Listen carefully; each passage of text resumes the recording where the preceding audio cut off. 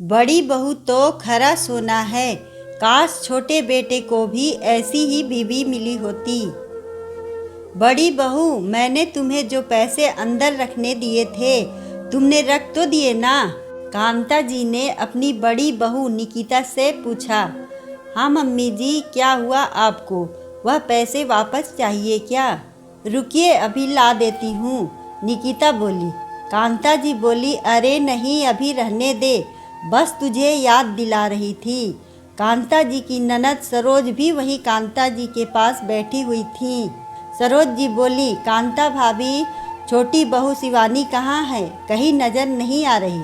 कांता जी बोली, होंगी कहीं रसोई में या घर का कोई दूसरा काम कर रही होगी। उतने में शिवानी रसोई से अपनी सास और अपनी बुआ सास के लिए चाय और नाश्ता लेकर आई। सरोज ने देखा कि शिवानी के हाथों में नकली कंगन और कानों में भी नकली झुमके हैं। शिवानी के चले जाने के बाद सरोज कांता जी से बोली, भाभी, शिवानी ने नकली गहने क्यों पहने हुए हैं, जबकि बड़ी बहू निकिता के हाथों में तो असली सोने के कंगन और कान में असली सोने के झुमके थे। कांता जी बोली, सरोज दीदी, अब आपसे क्या छुपाना, आप तो जानती ही हैं निकिता के मायके वाले कितने पैसे वाले हैं। समय समय पर वे लोग निकिता को सोने का कुछ न कुछ गहना बनवा कर भी दे देते हैं, और दूसरी तरफ शिवानी के मायके में तो है ही क्या। सरोज जी बोली, कांता भाभी, आपके घर में भी तो पैसों की कोई कमी नहीं है। आप शिवानी को आपके घर से सोने के गहने दिला दो। और जहाँ तक मुझे याद है, आपने दोनों बहुओं को शादी में सोने का मंगलसूत्र, सोने के कान के और सोने का हार और सोने का एक एक कंगन चढ़ाया हुआ था, तो वह सब तो शिवानी के पास होगा ही। फिर शिवानी घर में नकली गहने पहनकर क्यों घूम रही है? कांता जी थोड़ा सा हिचकिचाते हुए बोली, सरोज दीदी, वह सब गहने मैंने शिवानी से वापस ले लिए हैं और अलमारी में रख दिए हैं। हाँ, जब भी कभी शिवानी को किसी शादी में जाना होता है या किसी के कोई कार्यक्रम में जाना होता है, तो मैं बड़ी बहू से कहती हूँ, निकिता उसे वह गहने निकाल कर पहनने दे देती है। सरोज जी बोली, भाभी, यह आपने ठीक नहीं किया। कम से कम शादी में चढ़ाए गहनों को तो आपको शिवानी को ही देना चाहिए था। उस पर शिवानी का पूरा हक है। और एक तरफ आप बड़ी बहू पर आंख मूंद कर विश्वास कर रही हैं और दूसरी तरफ छोटी बहू के उसके गहने भी उससे वापस ले लिए हैं। कांता जी बोली, सरोज दीदी, निकिता का मायका संपन्न है, उसने अपने घर में यह सब देखा हुआ है, मगर शिवानी, उसने अपने मायके में इतना पैसा, इतने गहने कभी नहीं देखे। मुझे डर लगता है कि कहीं शिवानी हमसे गद्दारी करके अपने मायके में पैसे या गहने ना दे दे, या अपने लिए पैसे ना जमा करने लगे, क्योंकि उसके मायके की परिस्थिति बिल्कुल भी अच्छी नहीं है। इसलिए मैंने अलमारी की चाबी निकिता को ही सौंप रखी है, जिसमें पैसे और गहने रखने का हिसाब और निकालने का हिसाब सब निकिता का ही है। मुझे और आपके भाई साहब किशोर जी को बड़ी बहू निकिता पर बड़ा विश्वास है, इसलिए शादी होते ही सारी जिम्मेदारियां बड़ी बहू को सौंप दी। अब आप तो जानती ही हैं, आपके भाई साहब का ब्याज बटा का व्यापार भी बहुत फैला हुआ है, जिसका आधा भार निकिता ने अपने सर ले लिया है, वरना इस उम्र में हम दोनों बूढ़े कितने संभालेंगे। सरोज दीदी कांता भाभी को नसीहत देते हुए बोली, भाभी, आपने आधी जिम्मेदारियां सिर्फ निकिता को सौंप रखी है। यह सुनकर मुझे बहुत बुरा लगा। मानती हूँ शिवानी का मायका निकिता के मायके की तरह संपन्न नहीं है। इसका मतलब यह तो नहीं कि निकिता पर आंख मूंद कर विश्वास किया जाए और अलमारी की चाबी भी उसको सौंप दी जाए, और छोटी बहू शिवानी को सिर्फ रसोई तक ही सीमित रखा जाए। दोनों बहुओं में इतना भेदभाव करना अच्छी बात नहीं है।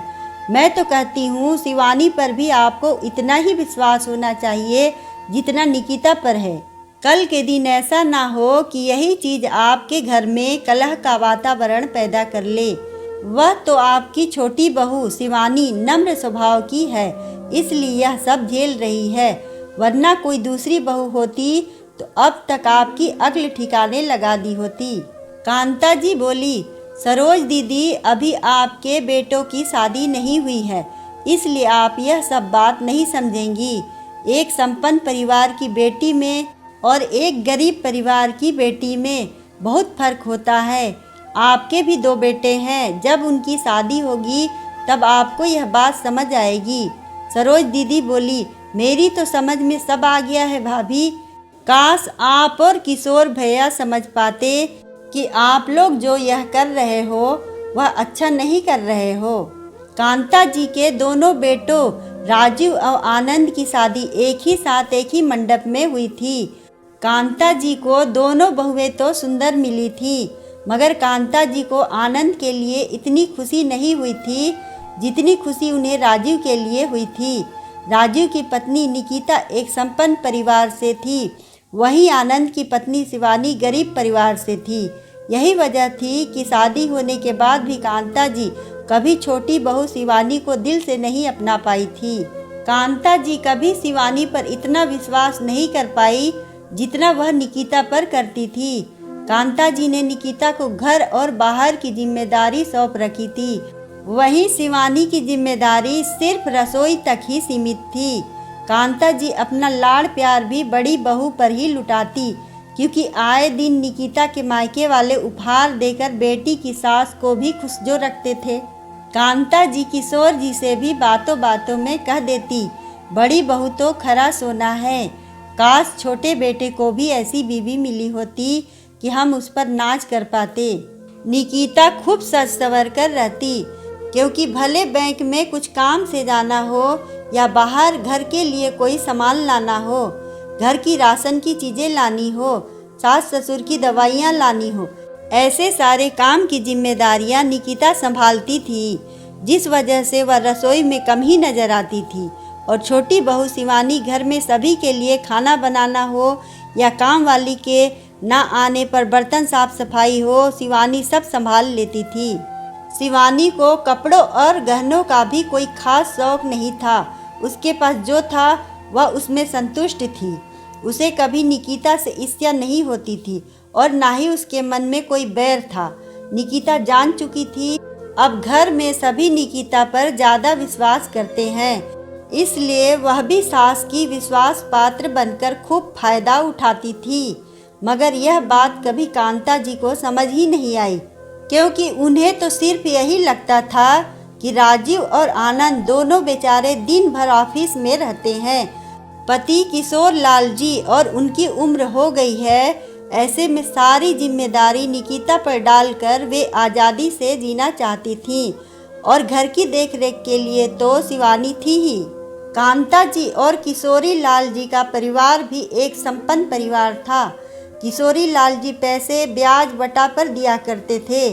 कोई अपने सोने के जेवर गिरवी रखकर किशोरी लाल जी से पैसे ले जाता तो कोई अपनी ज़मीन जायदाद गिरवी रखकर पैसे ले जाता। किशोरी लाल जी का परिवार इतना संपन्न था कि पैसे का कोई हिसाब किताब ही नहीं रहता था। कितने पैसे आए, कितने पैसे गए, हिसाब किताब की जिम्मेदारी तक निकिता ने उठा रखी थी। राजीव और आनंद भी इस जिम्मेदारी से मुक्त हो गए थे। वे दोनों भी यही सोचते थे कि निकिता ने उनका कितना काम कम कर लिया है, वरना पहले किशोरी लाल जी दोनों बेटों से हिसाब किताब करवाते थे। दोनों को समय का अभाव रहता, इसलिए निकिता अब सारा हिसाब किताब देखने लगी थी। किशोरी लाल जी बहू के हिसाब किताब संभालने से बहुत आज़ाद हो गए थे। एक बार किशोरी लाल जी टहलने निकले थे कि उनका दोस्त बनवारी उन्हें रास्ते में मिल गया और बोला, कैसे हो किशोर, आजकल कहीं दिखाई नहीं देते।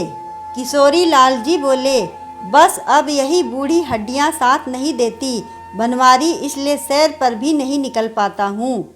आज बहुत दिनों बाद मन किया बाहर की हवा ले आऊं, तो निकल पड़ा। बनवारी जी बोले, किशोर तुम्हारे घर में कोई दिक्कत चल रही है क्या? अगर ऐसा भी कुछ हो तो तुम बेहिचक मुझे बता सकते हो, आखिर तुम मेरे पुराने मित्र हो। थोड़ी बहुत पैसे में तो मैं भी मदद कर सकता हूँ तुम्हारी, तुम अपना दिल मेरे सामने खोल सकते हो। यह सुनते ही किशोरी जी बोले, दिक्कत और मेरे घर में, मैं कुछ समझा नहीं। बनवारी, तुम क्या कहना चाहते हो? बनवारी जी बोले, अभी कुछ दिन पहले मैंने तुम्हारी बड़ी बहू निकिता को पन्ना सेठ की ज्वेलरी की दुकान में देखा था। मैं और मेरी पत्नी वहां पत्नी के लिए सोने के कंगन लेने गए थे। निकिता के हाथ में कुछ बहुत पुराने सोने के गहने थे जो बेचकर वह पैसे मांग रही थी। उसकी नज़र हम पर नहीं पड़ी, वरना मैं उससे ही पूछने वाला था, क्या हुआ, घर में कोई दिक्कत है क्या? वरना इतना पुराना खरा सोना भला कौन बेचता है? दुकानदार निकिता से बोला भी कि आप इतना खरा सोना क्यों बेचना चाहती हैं? इस पर निकिता बोली, आपसे मतलब, आप बस इसका अच्छा खासा दाम दे दीजिए। किशोरी जी यह बात सुनकर आश्चर्यचकित हो गए। वे बोले, बनवारी, घर में तो कोई दिक्कत नहीं है और यह बात तो मुझे भी तुमसे ही पता चली है। निकिता से घर जाकर जरूर पूछूंगा कि आखिर कौन सा सोना बेचने गई थी वह। किशोरी जी को रास्ते भर निकिता का चेहरा याद आता रहा। बड़े प्यार से मुझे और कांता को सांत्वना देती है निकिता। अलमारी में से कुछ निकालने को कहो तो झट से ला देती है। बहुत महीने छोड़ो, सालों से मैंने तिजोरी नहीं खोली। जब भी कुछ हिसाब किताब करना होता है, यहाँ तक कि कभी तिजोरी में से कुछ निकालने या रखने का काम भी नहीं करने देती। मगर यह बनवारी क्या कह रहा था? निकिता कौन से गहने बेचने गई होगी? सोचते सोचते किशोर जी का घर आ गया। किशोर जी ने घर आकर सबसे पहले निकिता से अलमारी की चाबी मांगी। निकिता बोली, कुछ चाहिए क्या पापा जी, मैं निकाल दूं? किशोरी जी बोले, नहीं, मुझे ही थोड़े काम हैं। निकिता ने सोचा, वैसे भी पापा जी को कहाँ इतने पुराने जेवर याद आएंगे, और उसने चाबी दे दी। किशोरी जी अलमारी खोलकर आधे घंटे तक छानबीन करने लगे। तब उन्हें अचानक याद आया कि यहाँ से उनके ग्राहक अशोक ने जो सोने के जेवर दिए थे वह गायब है। अशोक लगभग 4 साल पहले कुछ कीमती जेवर किशोर जी के पास रखकर ब्याज पर पैसे ले गया था। एक अरसे तक वह वापस नहीं आया, पैसे देने और न जेवर लेने। किशोरी लाल जी बोले, निकिता यहाँ आओ।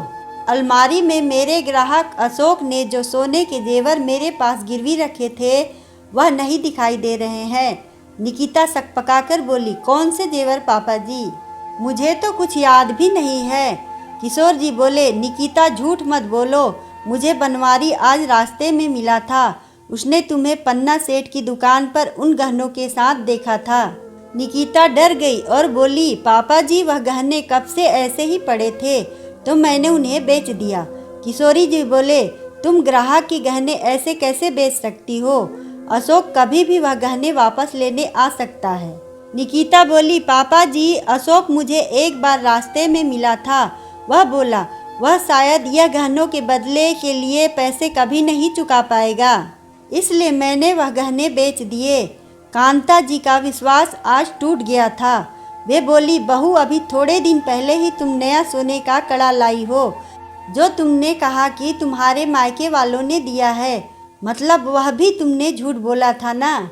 निकिता की नज़रें शर्म के कारण झुक गई थी। वो धीरे से बोली, मम्मी जी, जो गहने मैंने बेच दिए, यह कड़ा उन्हीं पैसों से है। कांता जी बोली, वाह बहू, क्या सिला दिया है तुमने हमारे विश्वास का। तुम हर बार मायके के नाम पर कुछ न कुछ लाती रही और हम मूर्ख बनकर तुम पर विश्वास करते रहे। एक नज़र उन्होंने शिवानी पर डाली, जो नकली गहने पहने हुए सभी के लिए खाना बना रही थी, जिसने कभी आज तक यह भी नहीं कहा था कि मम्मी जी, कम से कम मुझे मेरे गहने तो वापस दे दो। ससुराल में चढ़ाए हुए गहनों पर भी उसने कभी अपना हक नहीं जमाया। और एक यह बहू है जिसे हमने आंख मूंद कर विश्वास किया, जो हमें हमारे ही पैसे ले लेकर बेवकूफ़ बनाती रही। सरोज दीदी सही कहती थी, दोनों बहुओं में इतना भेदभाव करना अच्छी बात नहीं है। इस भेदभाव के चक्कर में पड़कर मैंने असली हीरे को पहचाना ही नहीं।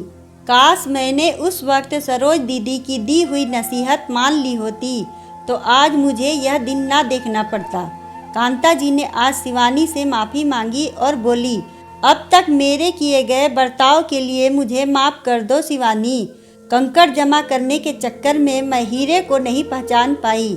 दोस्तों, जिस तरह एक बुक को उसके कवर से जज नहीं किया जा सकता, उसी तरह किसी इंसान को उसके अमीर गरीब होने से जज ना करें।